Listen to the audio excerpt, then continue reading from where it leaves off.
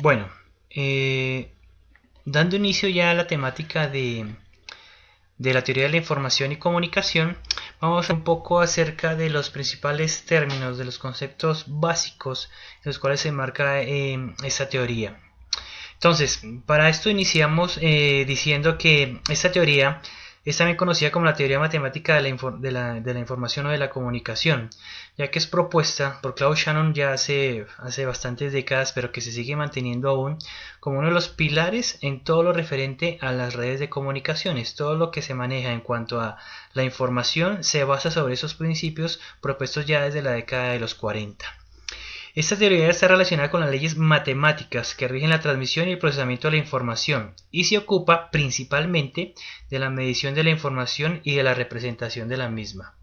Entonces, aquí en lo que nos vamos a enfocar nosotros es de qué manera vamos a medir la información, pero es un concepto que es un poco diferente al que hemos estado manejando o al que creemos que se maneja para medir esta información.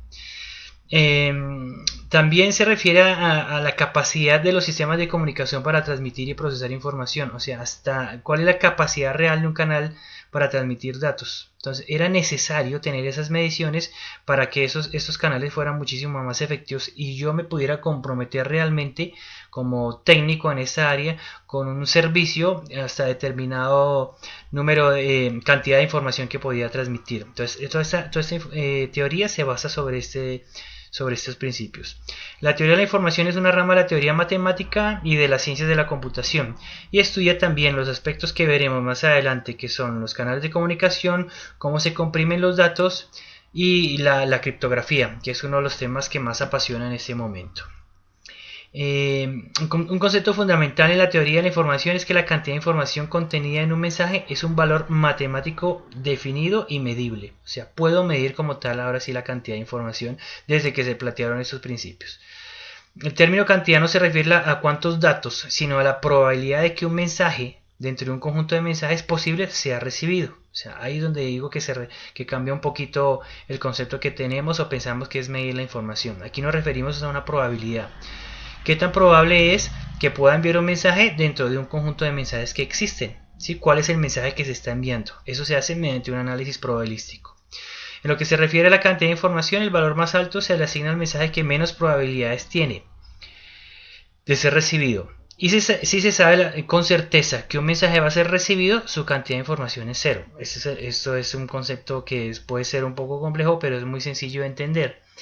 La cantidad de información se refiere más al grado de incertidumbre que pueda haber. O sea, si yo sé muy bien cuál es el mensaje que va a ser recibido, estoy enviando poca información. Su cantidad de información en este caso sería cero. Si sé con certeza cuál va a ser el... Si tengo un alfabeto, por ejemplo, solamente con el número 1, ¿sí?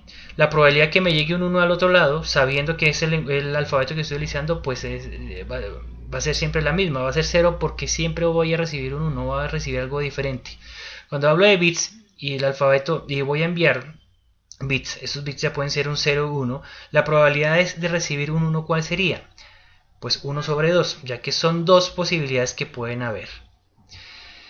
El modelo de comunicación propuesto por Shannon nos habla de que tenemos una fuente de información. Ese es un modelo que hemos utilizado pues, a través de la historia, incluso en el bachillerato lo vimos en algún momento. Se refiere, tiene diferentes bloques que me representan una fuente de información, un transmisor, un canal de comunicación, un receptor y el destinatario, a donde quiero que llegue el mensaje. El mensaje sale de la fuente de información por el transmisor, hay una señal enviada y una señal recibida y el mensaje a que llega al destinatario. Vemos aquí que existe una fuente de ruido que afecta solamente y directamente al canal. Sabemos que las fuentes de ruido afectan solo a los canales de comunicación, entendiendo por ruido todo aquello que yo no quiero escuchar desde el mensaje de salida, de que el mensaje inicial hasta el mensaje llegar. O sea que la idea es que el mensaje llegue intacto desde aquí hasta aquí, que no haya ninguna variación, pero sabemos que esas variaciones se pueden presentar debido a que ahí puede haber una fuente de ruido dentro del canal.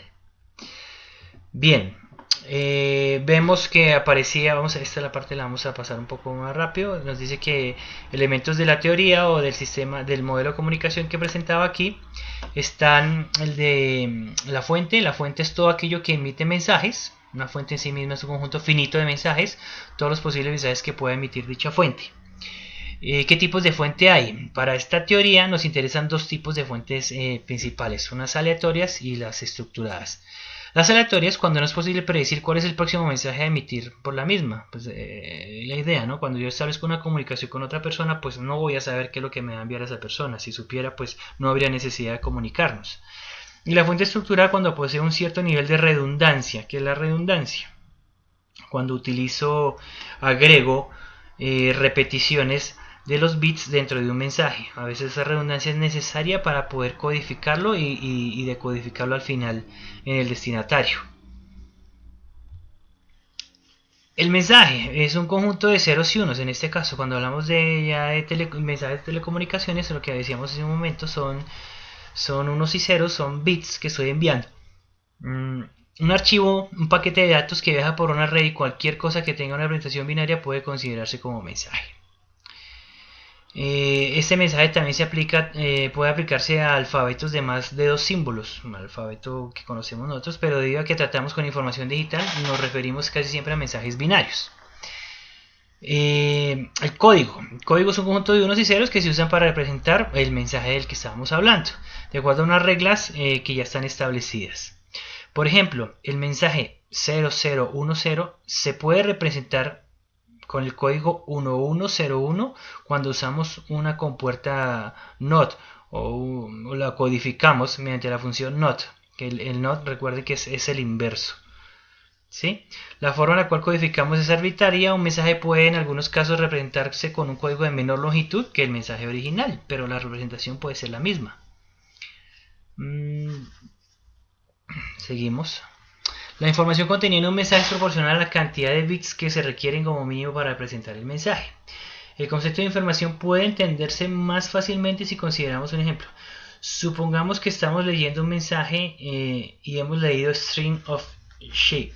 La probabilidad de que el mensaje continúe con characters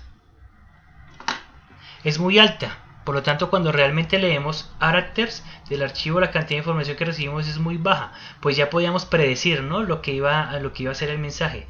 Una cadena de caracteres es lo que decía ese mensaje, ¿vale? La ocurrencia de mensajes de alta probabilidad de aparición aporta menos información que la ocurrencia de mensajes de menos probables, que era lo que estábamos hablando hace un momento.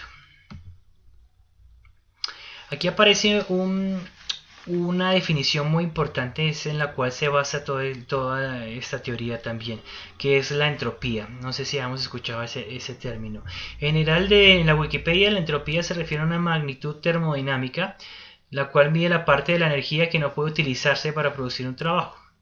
Cuando hablo de entropía en la teoría de la información, se refiere a la magnitud que mide la información. O sea, es la cantidad de información en un flujo de datos, es decir, lo que nos aporta sobre un dato o hecho concreto. La medida de entropía puede aplicarse a información de cualquier naturaleza y nos permite codificar adecuadamente, indicándonos los elementos de código necesarios para transmitirla, eliminando toda la redundancia de la que hablábamos antes. Para indicar el resultado de una carrera de caballos basta con transmitir el código asociado al caballo ganador. No hace falta contar qué es una carrera de caballos ni su desarrollo, solo lo que es relevante. ¿Cómo mido la entropía? La entropía nos indica el límite teórico de compresión de datos. Su cálculo se realiza mediante la siguiente fórmula. Entonces, aquí vemos en la fórmula, a ver si puedo utilizar aquí el pointer, sí, aquí está, láser pointer, ok, ya me aparece aquí. Entonces, entropía es igual a la sumatoria de las probabilidades, de la probabilidad de que aparezca el mensaje x1 por el logaritmo en base 2 de la probabilidad total. Entonces aquí nos aparece un menos, ¿sí? La fórmula aparece con menos, pero también la puedo representar sin necesidad del menos. La sumatoria de la probabilidad por el logaritmo de 1 sobre la probabilidad. Entonces vamos a ver un ejemplo para verlo cómo se desarrolla esto. Bueno, aquí es otra explicación, es la misma ecuación, ¿sí? Una sumatoria quiere decir que hay sumas, voy a sumar, ¿sí? La probabilidad del evento 1 sobre la probabilidad de 1 más la probabilidad del evento 2 por el logaritmo de la probabilidad de 1 sobre la probabilidad 2 y así sucesivamente. Eso quiere decir una sumatoria. Donde H es la entropía, las P son las probabilidades de que aparezcan los diferentes códigos y M el número total de códigos.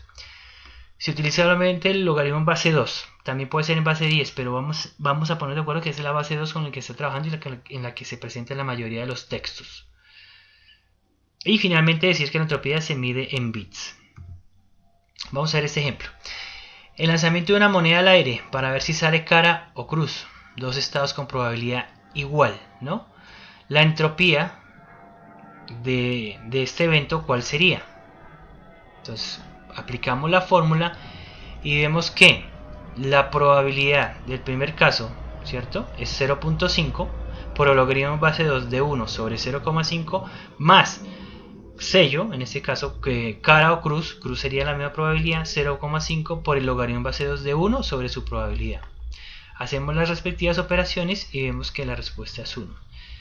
Equiprobables. ¿Qué quiere decir equiprobables? Equi igual. Probables de probabilidad. O sea, igualmente con la misma probabilidad. Igualmente probables. Ahora vamos a suponer que la moneda está trucada, o sea que no tienen la misma probabilidad. Es cuando es una moneda tramposa, digamos, en la cual la cara, que caiga cara, tiene un 60% sobre sello, que es un 4%, o mejor, 0.6 de probabilidad para cara y 0.4 para sello. ¿Cuánto sería H? Aplicamos la misma ecuación y vemos que la probabilidad del primero es 0.6 por el logaritmo base 2 de 0.6 menos el 0.4 por logaritmo 2 en 0.4. ¿Por qué menos? Porque estoy utilizando la ecuación en la cual me aparecía negativo al comienzo. Para que sea finalmente positivo tendría que aplicarle la resta. ¿Vale? Eso es para que veamos. Voy a volverme aquí en esta parte de la ecuación donde está el menos, pero su equivalencia también puede ser así. Vamos a ese es otro ejemplo. Bueno, ese lo verán en la presentación, que esa presentación la subiré. Bueno, una borra con 9 bolas negras y una bola blanca, o sea, hay 10 en total, ¿no? Se efectúan extracciones sin reemplazo. La probabilidad de que sean negras, 0,9, logaritmo base 2 de 0,9, menos 0,1, que es la de la blanca, por logaritmo base 2 de 0,1. La entropía de este evento es de 0,468. Veámoslo con un ejemplo de un mensaje. La entropía de un mensaje m de longitud 1, de un carácter, que utiliza el conjunto de caracteres ASCII, suponiendo una equiprobabilidad, o sea que todas las probabilidades de los caracteres ASCII tienen la misma probabilidad. ¿Cuál será su entropía? ¿Cuántos caracteres tiene el código ASCII? Entonces, HM es igual al logaritmo en base 2 del número total de caracteres que tenemos ahí. En este caso sería 8, logaritmo en base 2 de 256.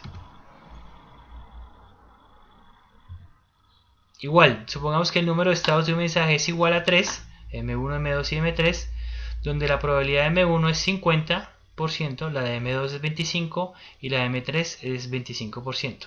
Por tanto, la entropía de la información es un medio del logaritmo en base 2, un medio porque es 50, ¿no? Un medio, logaritmo en base 2 de 1 sobre un medio, que sería 2, más un cuarto, por el logaritmo en base 2 de 1 sobre un cuarto, que sería 4, más un cuarto, es el restante, por el logaritmo en base 2 de 4. Eso, la sumatoria de estos tres logaritmos me va a dar igual a 1,5. Voy a dejar esta parte de la grabación aquí y continúo ya con otros ejemplos que les quiero dejar en la plataforma igualmente.